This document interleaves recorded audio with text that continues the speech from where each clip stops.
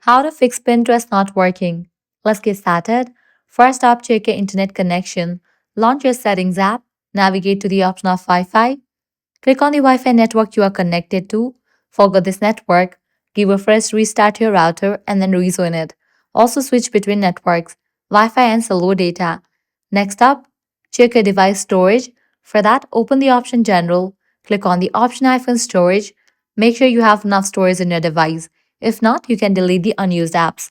Likewise, update Pinterest app. For that, launch your Play Store or App Store, search for the app Pinterest. After app appears, if you find the option of update, click on it and update the app to its latest version.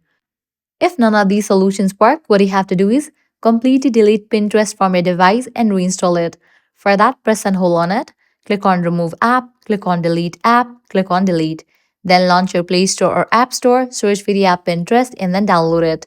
With this solution, your Pinterest should work. So that's a wrap for this video. If this guide was helpful, don't forget to like, share, and subscribe to our channel. Thanks for watching.